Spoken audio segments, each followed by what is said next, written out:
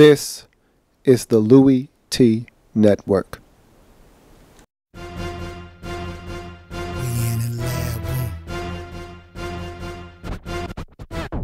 Man, I love some football. Man, I love some football. My favorite week is week 1, cause I'm watching football. First comes the preseason, and I don't take a day off. And then it gets even better when your team makes the playoffs. 32 teams go hard for one thing.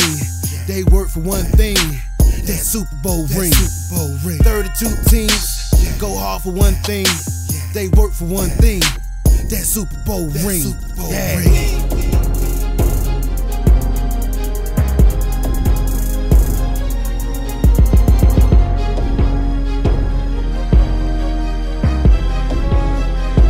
We in the lab room.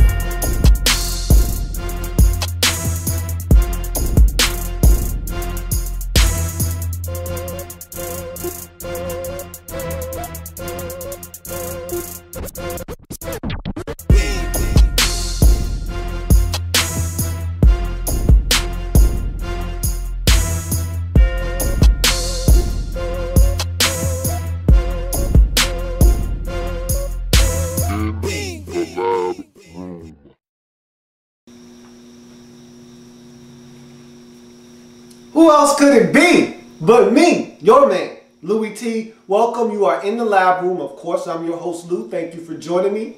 Week 1 of the National Football League. San Francisco 49ers traveling out to Big D, to Jerry's World, to take on the Dallas Cowboys in what was deemed America's game of the week.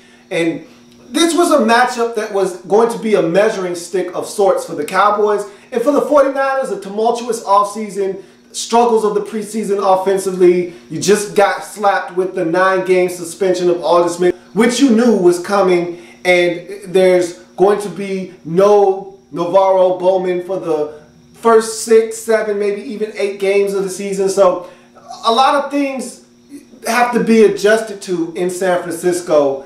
And so a lot was made of the offensive struggles. I didn't put a lot of stock into that in the preseason. Wanted to see how they would come out against one of the worst ranked defenses from a season ago. And not a lot has changed in Dallas in terms of the defensive efficiency and how this team is going to be able to play. So I expected them to be able to have some sort of success. And if they couldn't have success against Dallas on the offensive side of football, then I knew maybe this offense really is in trouble. So this was a measuring stick for the Cowboys. Hey, how good are you? I mean, you're playing against one of the NFC's elite. How good are you? And for the 49ers, can you get on track offensively and find a way to generate a pass rush despite not having Navarro Bowman nor Aldon Smith on the football field? How are you going to be able to stay intact defensively and generate pressure on the quarterback? So let's break this game down quickly because there was not a lot here. The 49ers made short work of the Cowboys in this game.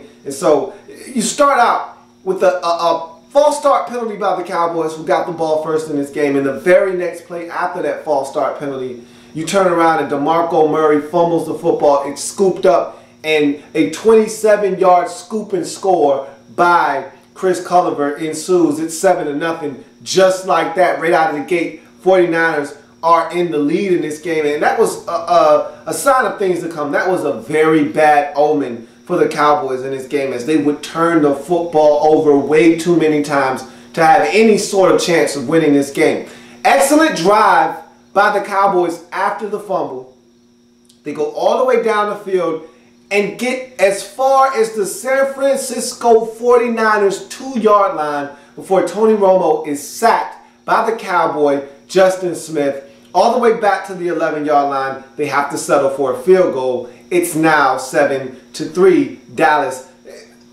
Good response by the Cowboys. You would have loved to have seen them get in the end zone, tie the game up, and show the 49ers that, hey, we're going to be around. This isn't going to be a cakewalk. You're going to be in a dogfight today. But instead, settling for that field goal kind of made you feel a certain way about that drive. It didn't feel the way that it should have, because it was a very impressive drive by the Cowboys, but to not get in the end zone really took the luster and shine off of that drive. And the 49ers, for the first time, hit the field offensively. Keep in mind, this game had already been probably about 5 5 to 7, maybe even 8 minutes into the first quarter, and the 49ers offense had not seen the field because of the fumble return by the defense, and the Cowboys put together such a long drive. This is the first time we'd seen the 49ers offense in the entire game, and they come on and they make quick work of this Cowboys defense. Kaepernick is able to roll out of the pocket, hit Vernon Davis on a big play, which was set up by a huge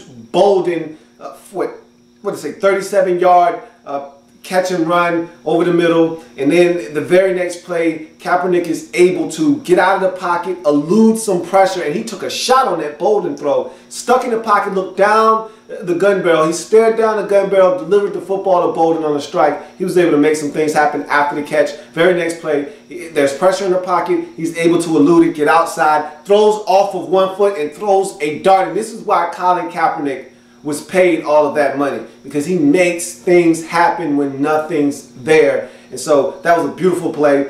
Throws a dart, a laser off of one foot straight to Vernon Davis, who's wide open in the end zone. Bobbles it, but still is able to corral it. Touchdown for the 49ers. It is now 14-3 in this game. Cowboys do respond, however, by taking the football the length of the field. But this time, instead of them halting inside the 49ers red zone, inside the 49ers 10-yard line, inside the 49ers 5, instead of them halting and having to settle for a field goal, Tony Romo takes it a step further and commits a cardinal sin, throws an interception in the end zone, picked off by Patrick Willis.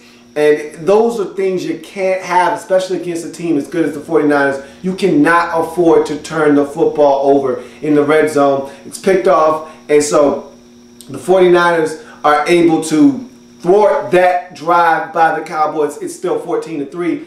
Romo is picked off again in the first half, this time by Eric Reed, and he returns the football. Oh, it was a very nifty return by Eric Reed. Returns it all the way down to the Cowboys' 2-yard line. The very next play, play action fake. VD is in the end zone yet again. Vernon Davis, 2-yard touchdown catch from Kaepernick. It is now 21-3 in this ball game. And then Romo is picked off for the third time in the first half. This time he's picked off by Parrish Cox. And the 49ers, and the thing that was probably the most disappointing about all the interceptions and turnovers is that the 49ers were hurting in their secondary. But the young guys came in, stepped up, played very well. The test for this 49ers team was the depth in the secondary, and they passed that test with flying colors. Even their young rookie out of NC State, Dante Johnson, had to enter the game because of all the injuries.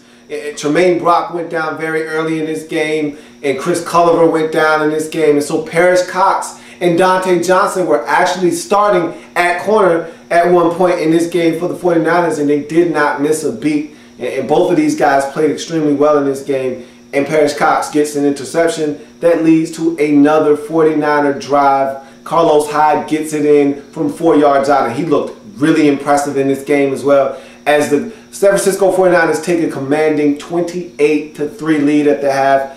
At that point, this game was over with. The Cowboys did score a touchdown later on, a couple of touchdowns to be exact, to try to make it a competitive ball game, but this game was never close. The Cowboys were dominated in every facet of the game as the San Francisco 49ers not only go into Big D and take over. It was a sea of red in this game. There were 49er fans everywhere. I'd like to think there were more 49er fans at this game than there were Cowboys fans. Not only did they go in and take over in the stands, they took over where it matters most, on the field, as they get the W 28-17. Very convincing win for the 49ers. I think that answers a lot of questions for some of the doubters and naysayers about this offense and some of the struggles they may have had in the preseason. And they got it done. They're now 1-0 in the season as they now go home and will be hosting the Chicago Bears on Sunday Night Football. Meanwhile, the Dallas Cowboys took it on the chin. They're now 0-1 on the season. Now they have to travel out to Tennessee to see if they can get their first victory of the season. So, if it happens in the National Football League, whether big or small, we cover it all here in the Lab Room. I thank you for joining me. Come back and join me as I have plenty more games to break down in week number 1 of the National Football League. See you in a bit.